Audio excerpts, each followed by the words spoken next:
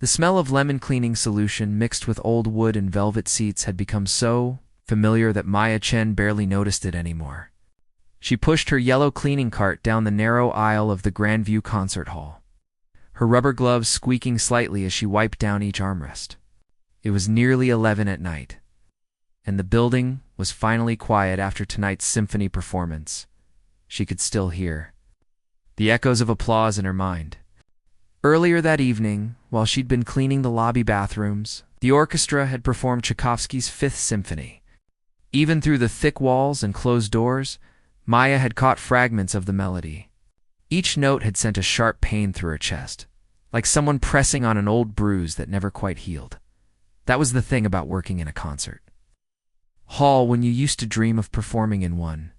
Every single day reminded you of what you'd lost. Maya was 28 years old, though most days she felt much older. Her hands, rough from constant cleaning and scrubbing, used to be soft and nimble. She used to practice piano 8 hours a day. She used to know every Chopin nocturne by heart. She used to believe that talent and hard work were enough to make dreams come true, but life had taught her otherwise. 7 years ago. Everything fell apart in the span of a single month. Her father had collapsed at work, and the doctors found a tumor in his brain. The surgery was urgent. The bills came faster than Maya could count them. She was in her 3rd year at the prestigious Madison Music Conservatory, on a partial scholarship that covered tuition, but nothing else. She'd been working part-time at a coffee shop just to afford food and rent. When her father got sick, there was no choice to make. She dropped out of school immediately. The partial scholarship disappeared the moment she left.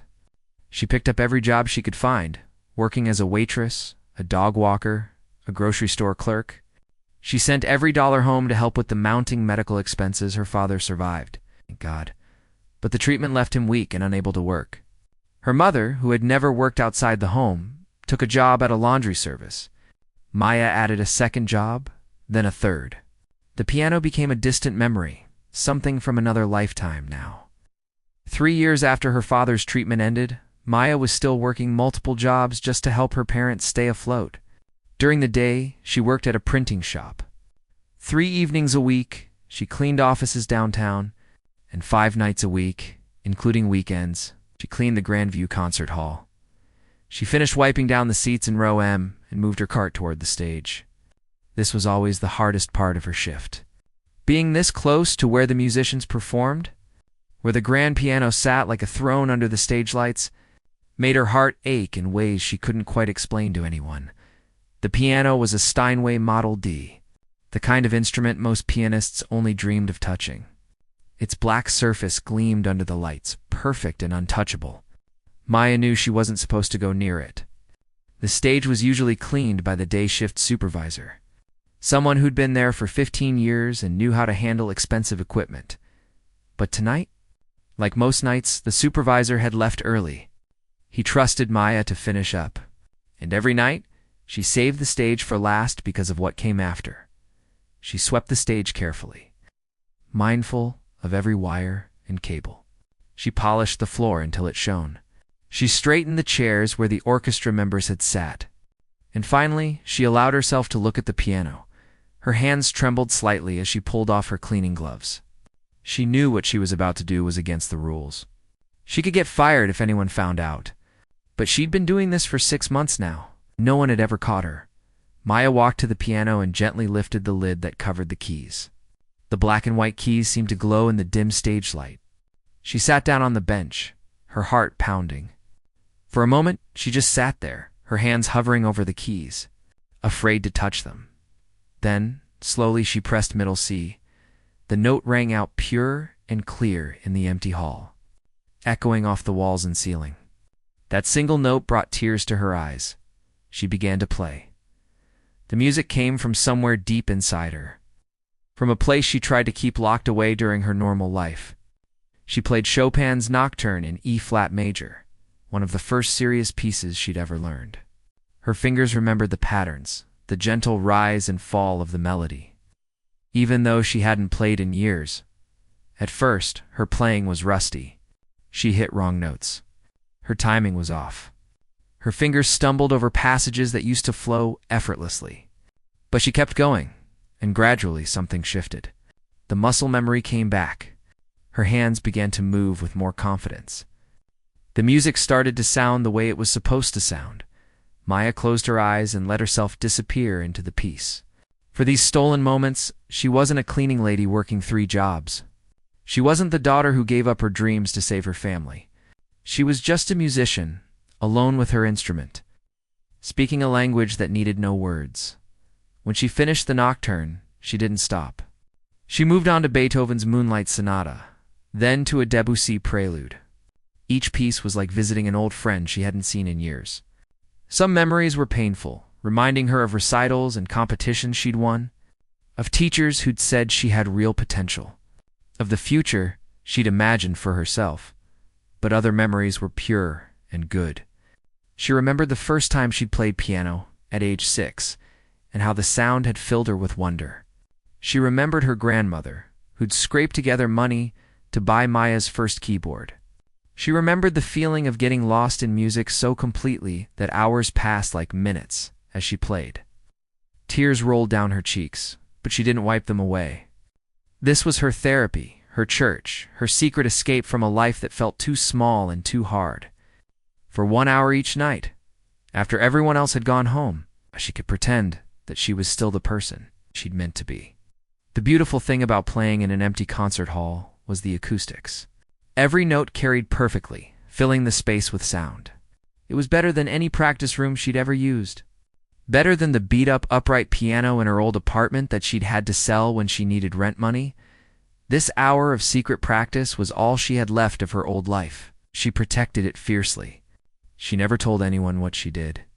Not her co-workers at the printing shop, not her parents, not the few friends she still kept in touch with. This was hers alone. Maya looked at the clock on the wall. It was already past midnight. She'd been playing for over an hour, longer than usual. She needed to finish cleaning and go home. She had to be at the printing shop by 7 in the morning. She played one last piece, Rachmaninoff's Prelude in C-sharp minor, pouring all her longing and sadness and hope into it. When the final chord faded away, she sat in silence for a moment, her hands resting on the keys. Then she carefully closed the piano lid, wiped down the bench to remove any trace of her presence, and gathered her cleaning supplies. She did a final check of the hall to make sure everything was in order, then pushed her cart toward the storage closet as she walked through the empty building. Turning off lights as she went, Maya felt the familiar weight settling back onto her shoulders. The magic of the music faded, and she was just tired again. It's worried about money again, just wondering how much longer she could keep this exhausting life going. But tomorrow night, she'd be back. And the night after that, and the night after that, because no matter how hard her life had become, no matter how far away her dreams seemed, she couldn't give up that 1 hour at the piano. It was the only thing that reminded her she was still alive, still herself, still capable of creating something beautiful in a world that often felt impossibly hard. Maya locked the back door of the concert hall and stepped out into the cool night air. The city was quiet at this hour, just a few cars passing by, a handful of people walking home from late shifts like hers. She pulled her jacket tighter and started the long walk to the bus stop. She didn't know that someone had been listening. She had no idea that her secret was no longer a secret, or that her life was about to change in ways she couldn't imagine. For now, she was just Maya, tired and anonymous, carrying her dreams in her heart and her music in her fingers, walking home through the dark streets of a city that had never noticed her at all. Richard Walsh had always been a night owl. Even now, at 62 years old, he did his best thinking after 10 o'clock at night, when the rest of the world seemed to quiet down and leave him alone with his thoughts. Tonight, like most nights this month, he was sitting in his private box at the Grandview Concert Hall, papers spread across the small table in front of him. The box had been part of the deal when he'd donated $3 million to renovate the building 5 years ago. He rarely used it during actual performances anymore, but he'd discovered it was the perfect place to work late into the evening. The building was peaceful after hours. No phones ringing, no assistants interrupting, no business partners wanting to schedule another meeting. Just silence and the smell of old wood and velvet that reminded him of better days? Richard ran a hand through his gray hair and tried to focus on the contract in front of him. It was a deal for a new shopping complex downtown, the kind of project that would have excited him 20 years ago. Now it just felt like more paperwork, more money piling up in accounts he barely looked at. More of the same empty success he'd been chasing since his wife died. He was about to pack up and head home when he heard it. Piano music, drifting up from somewhere below. Richard froze, listening. At first he thought maybe someone had left a recording playing, but no. This was live. Someone was actually playing the piano down on the stage. He checked his watch. It was 11:15. The building should have been empty, except for the cleaning crew. They certainly weren't supposed to be playing the instruments. The music continued. It was Chopin. He recognized it immediately. One of the nocturnes. His wife had loved Chopin. Richard stood up and moved to the edge of the box, looking down at the stage. The lights were dim, but he could see a figure sitting at the Steinway, bent over the keys. From this distance, and in this light, he couldn't make out much detail. Just someone small, probably young, playing with an intensity that made his chest tight. He should probably go down there and tell whoever it was to stop. The piano was worth over $200,000. It wasn't a toy for the staff to mess around with, but Richard didn't move. He stood there, listening, as the mysterious pianist worked through the piece. There were mistakes, moments where the fingers clearly stumbled or the timing fell apart. This wasn't a professional, but there was something in the playing, some quality of emotion or yearning, kept him rooted to the spot. The Chopin ended, and after a brief pause, the pianist began something else. Beethoven's Moonlight Sonata. Richard's throat constricted. This had been one of his wife's favorite pieces. He sat back down in his chair, forgetting completely about the contracts and business deals spread out before him. He just listened. Richard Walsh had built his fortune in real estate. Starting with nothing and building an empire through decades of smart investments and calculated risks, he owned shopping centers, apartment complexes, office buildings. He sat on the boards of 3 major companies and 2 charitable foundations. People called him a titan of industry, whatever that meant, but none of it had filled the hole in his life that appeared 4 years ago when his wife, Catherine, died. They'd met 40 years ago. Back when he was just a kid trying to make his first dollar, and she was a piano student at the conservatory. She'd been playing at a small cafe where he worked as a waiter. He'd been captivated not just by her beauty, but by the way she played. Like the music was coming from somewhere deeper than just her fingers on the keys. They'd married young, against the advice of everyone who said they were too different, that her artistic soul and his business ambitions would clash. But they'd made it work for 37 years. While he built his empire, she performed in small venues and taught piano lessons from their home. She never became famous, never made much money, but she was happy. And her happiness had been enough for both of them. Then came the diagnosis. ALS, the doctor said. Lou Gehrig's disease. She'd started losing control of her hands first. The cruelest irony for a pianist. Within a year, she couldn't play anymore. Within 2 years, she couldn't walk. Within 3 years, she was gone. Richard had donated millions to ALS research, to music programs, to the concert hall where Catherine had dreamed of performing, but never quite made it to the main stage. He'd thrown money at everything, trying to create some meaning from the loss. But until tonight, until hearing this mysterious pianist play in an empty hall, he hadn't felt anything close to the emotion that music used to bring into his life. The pianist moved on to other pieces. Debussy, then Rachmaninoff. Richard recognized some of them. Others he didn't. But it didn't matter. What mattered was the way each note seemed to carry weight, seemed to mean something beyond just the technical execution. Whoever was playing down there wasn't just practicing. They were pouring their heart out. Richard found himself coming back the next night. And the night after that, he'd arrive at his box around 10:30, pretend to work on papers, and wait. Like clockwork, around 11:15, the piano music would begin. He never went down to see who it was. Part of him didn't want to know. There was something magical about the mystery.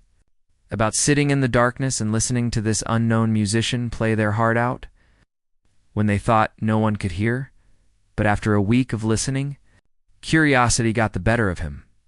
On a Thursday night, Richard positioned himself on the main floor instead of in his box. He found a seat in the back row, in the shadows where he wouldn't be easily seen. Then he waited. The cleaning lady came through first, pushing her cart, wiping down seats. She was young, Asian, thin, wearing the gray uniform of the janitorial service. She worked methodically, thoroughly, paying special attention to the stage area. Then, after looking around carefully, she did something Richard didn't expect. She pulled off her cleaning gloves, walked to the piano, and sat down. So it was her. The cleaning lady.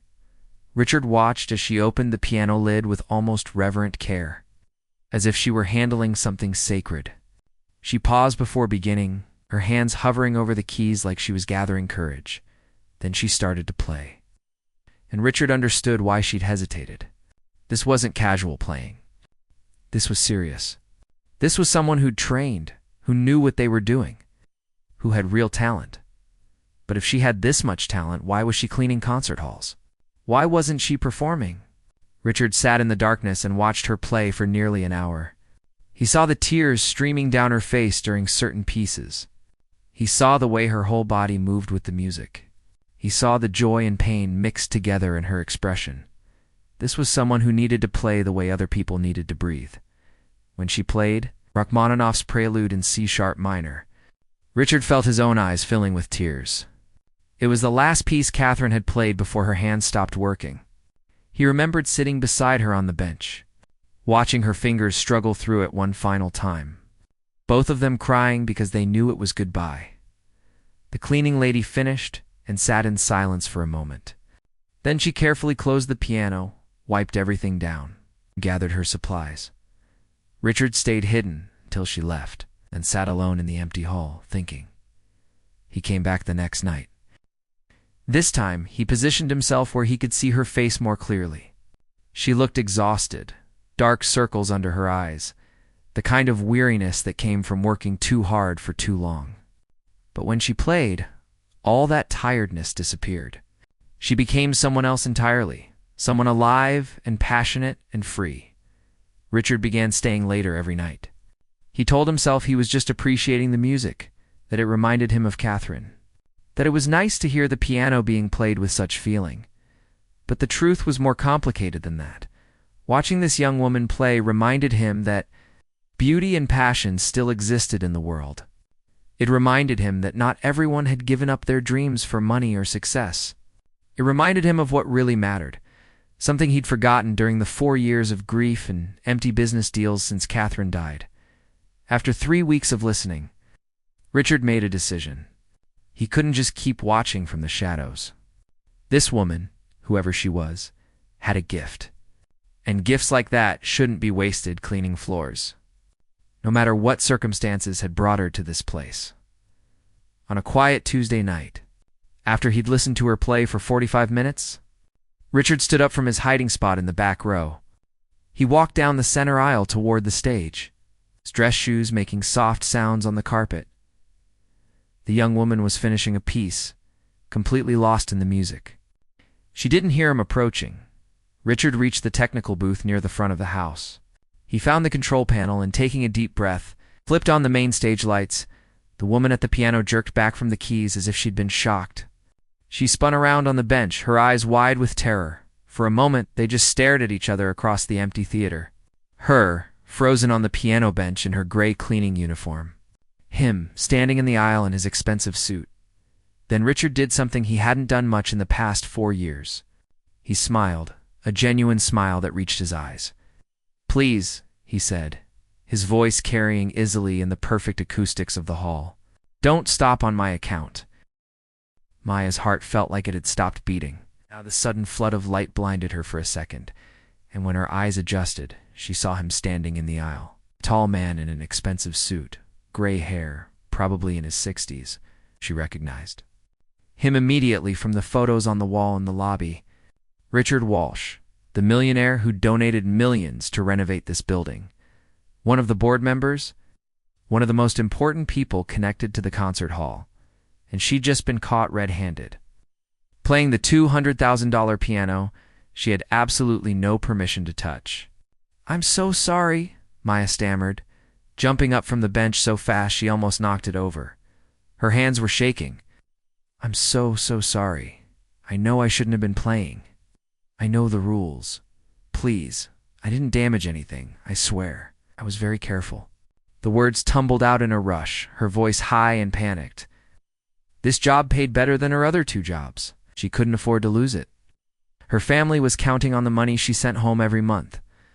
"I'll never touch it again," she continued, backing away from the piano like it might burn her. "Please don't fire me. I really need this job. I have people depending on me. I promise it won't happen again." Richard held up his hands in a calming gesture. "I'm not going to fire you," he said gently.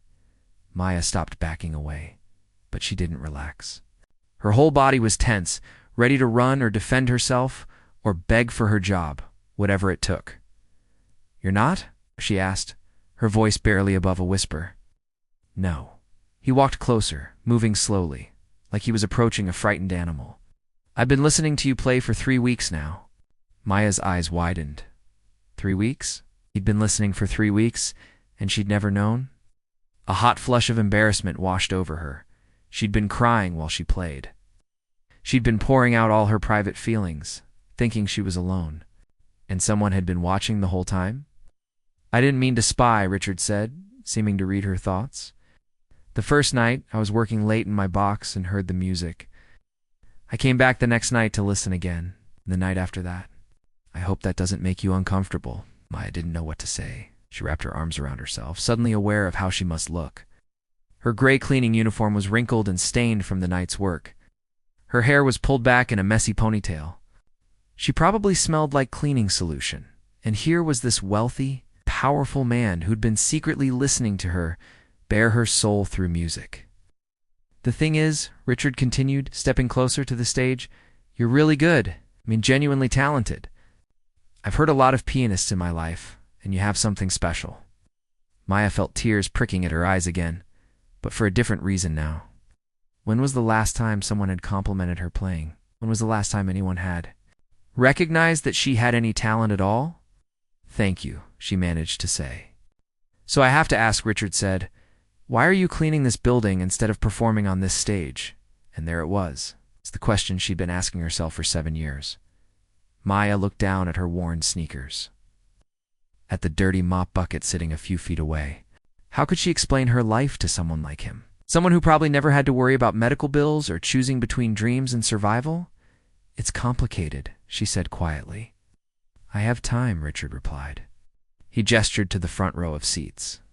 "Would you sit with me, just for a few minutes?" Maya hesitated.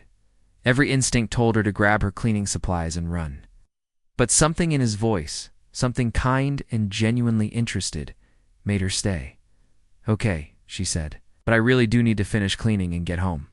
I have work in the morning, of course." He sat in the front row, an empty seat between them.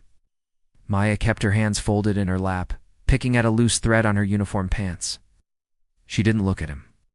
"I'm Richard Walsh," he said, even though they both knew she already knew who he was. "Maya Chen," she replied softly. "Nice to meet you, Maya. How long have you been playing piano?" "Since I was 6. 22 years. Did you study formally?" Maya nodded. "I went to Madison Music Conservatory, but I only made it through 3 years before I had to leave." "Why did you leave?" And then, slowly at first, Maya found herself telling him everything about her father's tumor, about the medical bills that buried her family, about dropping out of school to work, about the scholarship she lost and the dreams she gave up. She told him about the years of working multiple jobs, sending money home, watching her parents struggle. She told him about selling her own piano to make rent one month, about how she'd stopped playing for years because it hurt too much. "And then I got this job here 6 months ago," she said. "At first, I avoided the stage. Seeing the piano just reminded me of everything I'd lost. But one night, after a really hard day, I just couldn't help myself. I played for a few minutes, and it felt like coming home after being lost for years." She finally looked up at Richard. His eyes were wet, she realized with surprise. So I started staying late, she continued. Just an hour each night after everyone leaves. It's the only time I get to play anymore. It's the only time I feel like myself. She wiped at her own eyes with the back of her hand. I know it was wrong. I know I was breaking the rules. But it was all I had. They sat in silence for a moment. In the quiet, Maya could hear the building settling around them, the distant hum of the heating system, the sound of her own breathing. My wife was a pianist, Richard said finally. Catherine. She passed away 4 years ago, I'm sorry, Maya said. She was a lot like you, actually. Studied at the conservatory, loved music more than anything. She never made it big, never performed at major venues. But she was happy playing, teaching, sharing her love of music with others. He paused, his voice thick with emotion. She got ALS, lost the ability to play before the end. That's terrible, Maya whispered. The last piece she played before. Her hands stopped working. Was that Rachmaninoff prelude you did tonight? We both cried through the whole thing. Richard cleared his throat. When I heard you play it, I felt like I was back in that moment. But it also reminded me of something I'd forgotten. What's that? That music isn't just about the notes. It's about what you pour into them. Catherine used to say that anyone could learn to play the right notes, but real musicians play what's in their hearts. He looked at Maya directly. You play with your heart. I can hear it in every note. Maya felt like she might start crying again, but this time they would be different tears. For so long she'd felt invisible, worthless, like the best parts of her had died with her dreams. But here was this stranger telling her that he'd heard her, really heard her, in a way no one had in years. Thank you, she said. That means more than you know. Richard stood up. I donated the money to renovate this building in Catherine's memory. I wanted it to be a place where music could thrive, where talented people could share their gifts. And here you are, working as a cleaning lady, hiding your talent because life dealt you a bad hand. I don't regret the choices I made, Maya said quickly. My father's alive because I dropped out. My family survived because I worked those jobs. I'm not saying you made the wrong choices, Richard said gently. I'm saying that maybe it's time for you to have a choice that isn't just about survival. Maya didn't understand what he meant. Richard pulled a business card from his jacket pocket and handed it to her. This has my personal phone number on it. I'd like to talk to you more about your situation, about your music. But not tonight. You're tired, and you need to get home. Maya took the card, staring at it like it might disappear. I don't understand. Why would you want to help me? Because Catherine would have, he said simply. And because listening to you play these past few weeks has been the first time since she died that I've felt anything close to joy. He smiled, a sad but genuine smile. So maybe you're helping me too. He started to walk up the aisle, then turned back. Maya, would it be okay if I came back tomorrow night, just to listen? She didn't know what to say. This part of her wanted to say no, wanted to keep her secret hour to herself. But another part of her, a part she'd buried for too long, was desperate to be heard, to be seen, to be recognized as more than just a cleaning lady. Yes, she said finally. You can come back, Richard nodded. Thank you, and Maya. Don't thank me. Your music is a gift. Letting me hear it is more than enough. He left through the front entrance, his footsteps echoing in the empty hall. Maya sat alone in the front row for a long time, holding his business card, trying to understand what had just happened. Finally, she got up and finished her cleaning routine. But everything felt different now. The stage didn't feel quite so lonely. The piano didn't feel quite so much like a painful reminder of what she'd lost, as she locked up the building and walked to the bus stop. Maya found herself humming softly. It was the melody from one of the pieces she'd played tonight. For the first time in 7 years, she felt something that might have been hope. The next night, Maya arrived at the concert hall with butterflies in her stomach. She went through her cleaning routine like always, but her mind was somewhere else entirely. Would Richard actually come back? Had last night even really happened? Or had she imagined the whole strange encounter? But when she finished cleaning and walked onto the stage, she saw him. He was sitting in the same front row seat, dressed more casually tonight in slacks and a sweater. He smiled when he saw her and gave a little wave. I hope you don't mind, he said. I brought some music. He held up a folder of sheet music. Some pieces I haven't heard in a while. Would you consider playing them? Maya felt her face flush with nervousness, but she nodded. I can try. She sat at the piano, and Richard brought the folder to her. Inside were pieces by Rachmaninoff, Brahms. Liszt. Challenging pieces, the kind that would test her skills. Her hands trembled slightly as she opened to the first one. Take your time, Richard said, settling back into his seat. There's no rush. Maya began to play. The piece was difficult, and she stumbled through some sections, her technique rusty from years without proper practice. But Richard didn't seem to mind. He sat quietly, listening with his eyes closed, a slight smile on his face. When she finished, he opened his eyes. Beautiful. Catherine used to play that one. I'm out of practice, Maya apologized. Some of those runs were terrible. The technique can be fixed, Richard said. The feeling can't be taught. You have the feeling. They fell into a routine after that. Every night, Richard would arrive around 11 and sit in the front row. Sometimes he'd bring sheet music, pieces he wanted to hear. Sometimes Maya would play whatever she felt like playing. And sometimes, after she played, they would talk. Maya learned more about Richard's life. He told her about growing up poor, about working 3 jobs as a young man to save money for his first property investment. He told her about meeting Catherine at that cafe where he waited tables, how she'd been playing piano to earn money for school just like he'd been serving coffee. We understood each other, Richard said one night. We both knew what it was like to want something more, to work for every single thing we got. When I started making money, I told her she could quit teaching and focus on performing. But she didn't want that. She liked teaching, liked helping kids discover music. She sounds like she was an amazing person, Maya said. She was. I'd give every dollar I have to hear her play one more time. He paused. But listening to you, it helps. It reminds me that her love of music lives on in other people. Maya shared more about her own life too. She told him about her father's recovery, about how he still couldn't work full-time, but was managing.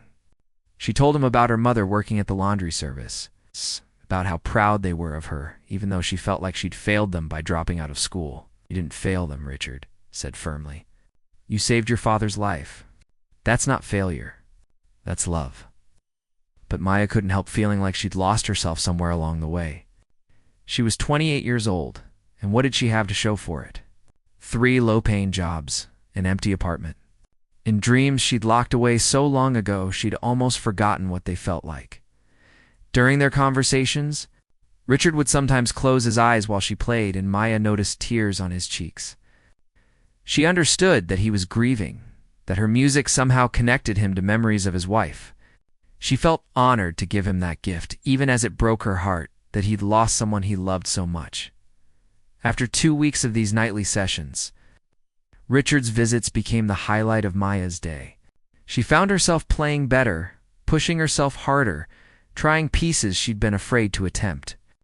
Having an audience, even an audience of 1, made her feel like a real musician again. One Thursday night. After Maya finished playing a particularly emotional piece by Chopin, Richard was quiet for a long time. She turned on the piano bench to look at him. Are you okay? She asked. He wiped his eyes and smiled. More than okay? Maya, I need to talk to you about something important. Her stomach clenched with anxiety. Was this it? Was he going to tell her she couldn't play anymore? That their arrangement had to end? The concert hall is hosting a charity gala in 2 months, Richard said. It's a big event, raises money for music education programs in schools. Every year, we feature performances by professional musicians. But there's also always 1 slot reserved for an emerging artist, someone new, someone with potential. Maya's heart started pounding. I want to sponsor you for that slot, Richard continued. I want to give you a chance to perform. The words hung in the air between them. Maya couldn't breathe. Perform on this stage? In front of hundreds of people? I can't, she said immediately. I'm not ready. I haven't performed in 7 years. I'd mess up. I'd embarrass myself. I'd embarrass you. You won't, Richard said calmly. No. You don't understand. It's not just about playing the notes. It's about pressure, about people watching and judging. What if I freeze up? What if my hands shake so bad I can't play? Then you take a breath and start again. Maya stood up from the piano bench and paced across the stage. Her mind was racing with all the reasons this was a terrible idea. She wasn't that person anymore, the confident music student who performed in recitals and competitions. That Maya was gone, buried under years of exhaustion and survival. "Richard, I appreciate what you're trying to do," she said. "But I'm a cleaning lady. Those people at your gala, they're wealthy donors, sophisticated people who listen to professional musicians. They're not going to want to hear someone like me. Someone like you?" Richard stood up too, his voice gentle but firm. "Maya, you're one of the most talented pianists I've ever heard. And I've heard a lot. Catherine dragged me to concerts for 40 years. That's nice of you to say, but I'm not being nice. I'm being honest." He walked closer to the stage. "Look, I know you're scared. I understand that. But let me tell you what I see when I watch you play. I see someone who has real, genuine talent.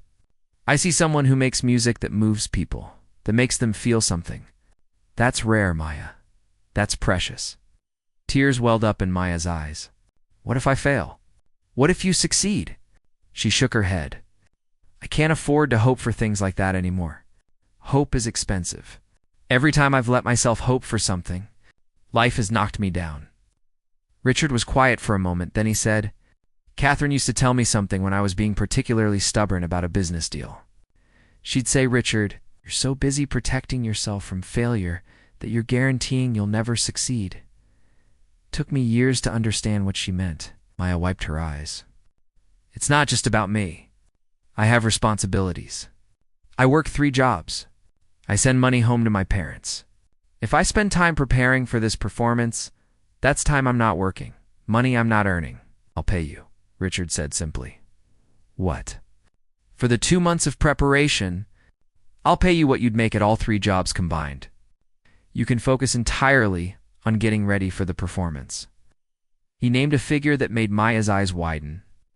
"That's too much," she protested. "It's not nearly enough for what you're giving up." "What you're risking?" Richard pulled out a business card and wrote something on the back. "This is my lawyer's number. We'll draw up a proper contract. Everything legal and official. You'll be paid whether you go through with the performance or not." Maya stared at the card in her shaking hand. This was insane. This was too good to be true. Things like this didn't happen to people like her. "Why are you doing this?" she asked, her voice barely a whisper. Richard thought for a long moment before answering. "Because for 4 years since Catherine died, I've been going through the motions. Building things, making money, but not really living. Then I heard you play, and something woke up inside me. You reminded me that beauty still exists, that passion matters, that there are things worth caring about beyond balance sheets and business deals." He stepped closer to the edge of the stage. "You saved your father's life by sacrificing your dreams. Let me help you reclaim a piece of those dreams.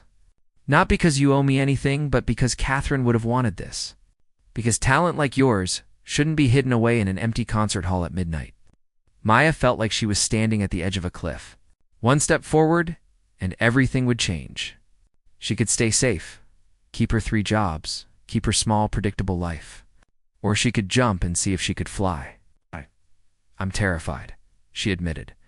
"Good," Richard said with a slight smile. "That means it matters. What if I'm not good enough? What if you are?"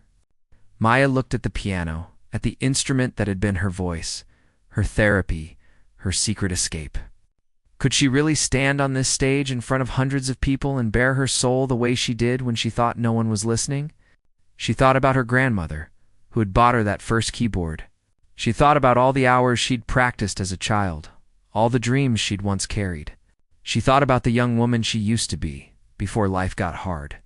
Before she learned to make herself small and safe. Maybe that woman was still in there. Somewhere Maya took a deep breath and looked at Richard. "Okay," she said. "I'll do it."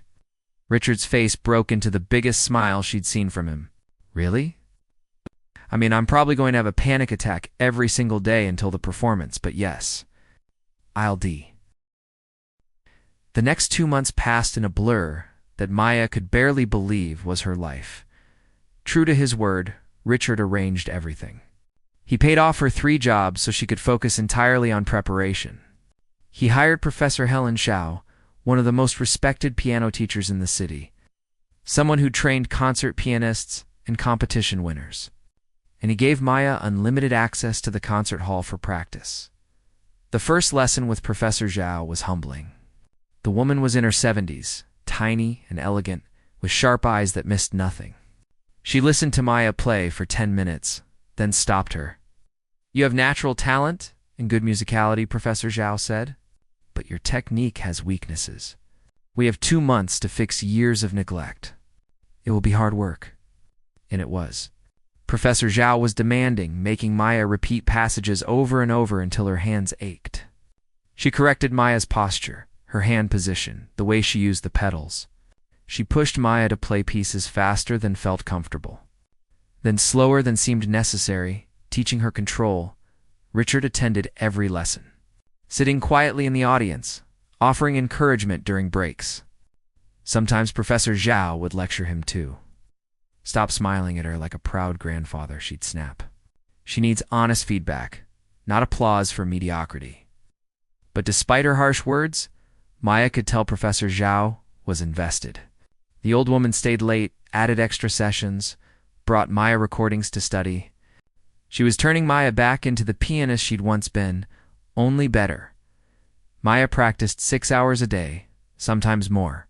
Her hands hurt, her back hurt, her brain felt fried from concentration. But she was also happier than she'd been in years. She was doing what she loved, what she was meant to do. She called her parents and told them everything. Her mother cried happy tears. Her father, still weak but recovering, said he was proud of her. They wanted to come to the performance, but the trip from their small town would be expensive and difficult, given her father's health. "It's okay," Maya told them. "I'll record it for you. You can watch it as many times as you want." As the gala approached, Maya's nerves got worse. She'd wake up at 3 in the morning in a panic, her heart racing. What if she forgot the music?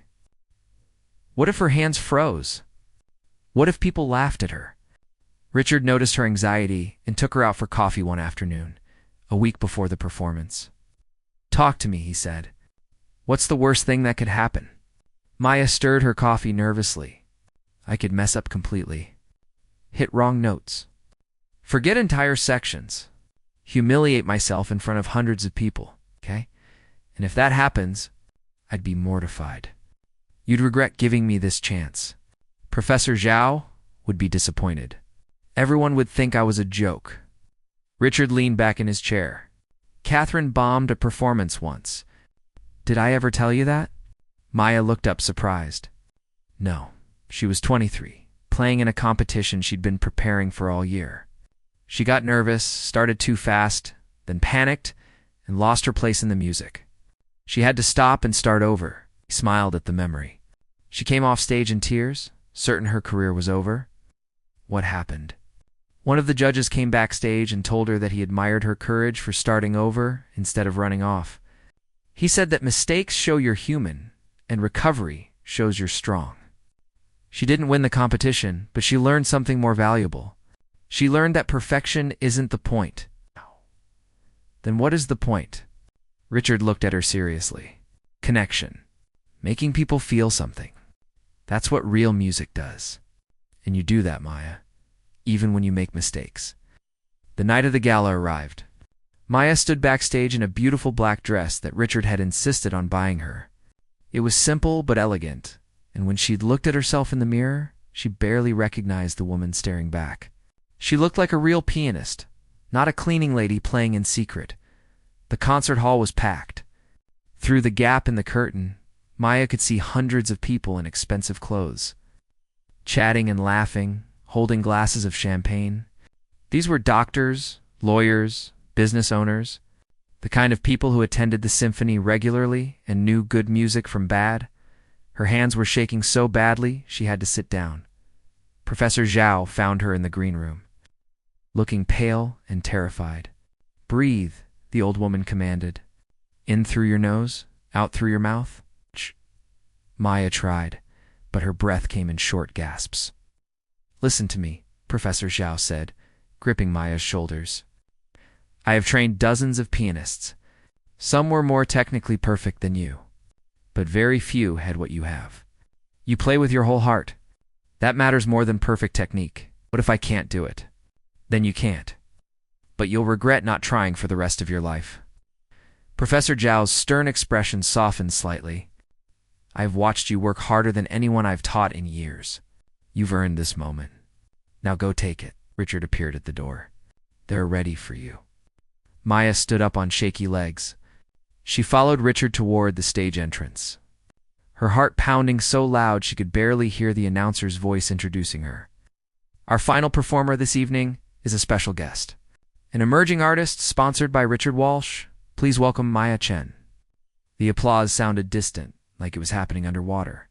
Maya walked onto the stage, the bright lights blinding her. She couldn't see individual faces in the audience, just a sea of people. So many people. She sat at the Steinway, the same piano she'd played in secret for months. Her hands hovered over the keys. This was it. This was the moment that would either change her life or confirm all her worst fears about herself. She thought about her father in his hospital bed, about how she'd given up everything to save him. She thought about her grandmother buying her that first keyboard. She thought about Richard and Catherine, about love and loss and the courage it took to keep going. She thought about all those midnight hours when she'd played alone, pouring her heart into music no one was supposed to hear, and she began to play. The piece was Rachmaninoff's Piano Concerto? No, 2. Just the piano solo version, the same piece she'd been practicing the night her life fell apart 7 years ago. Back then, she'd never finished learning it. Now, she was performing it for hundreds of people. The first notes were shaky. Maya's hands trembled, and she could hear the uncertainty in the sound.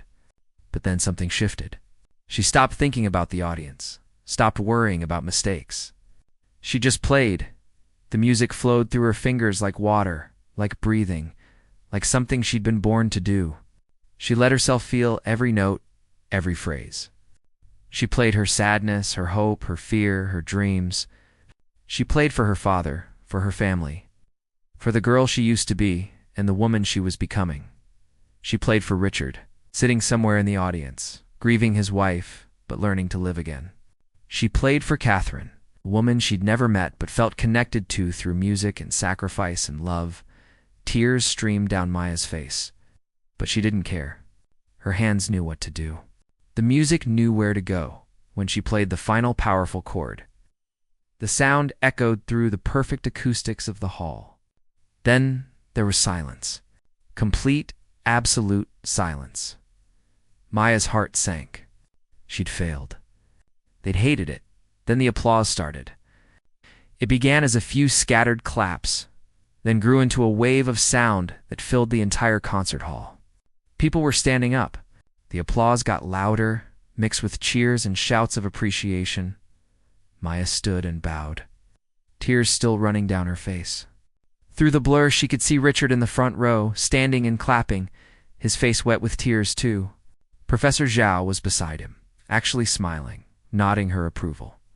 The applause went on and on. Maya bowed again, overwhelmed, barely able to believe this was real. Backstage, she was immediately surrounded by people. Other performers congratulated her. Wealthy donors asked for her contact information. A woman from a recording company gave her a business card.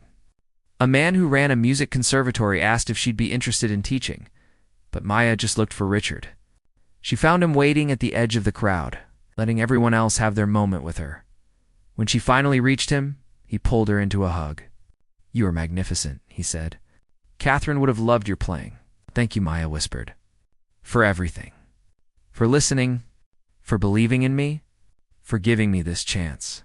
"Thank you," Richard said. "For reminding me what matters. For helping me remember why Catherine and I loved music so much." Over the following weeks, Maya's life transformed. The conservatory offered her a teaching position with a good salary and benefits. The recording company wanted to produce an album of her playing. She was invited to perform at other venues, small ones at first, but real performances nonetheless. She was able to rent a better apartment. one with space for her own piano, a beautiful used upright that Richard helped her pick out. She brought her parents to the city for a visit, and they attended one of her performances, crying with pride the entire time. And she still worked at the concert hall, but now by choice.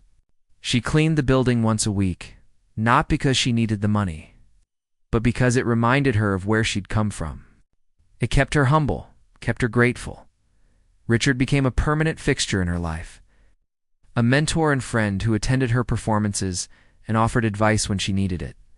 He seemed younger somehow, more alive, like helping Maya had helped him heal some of the grief he'd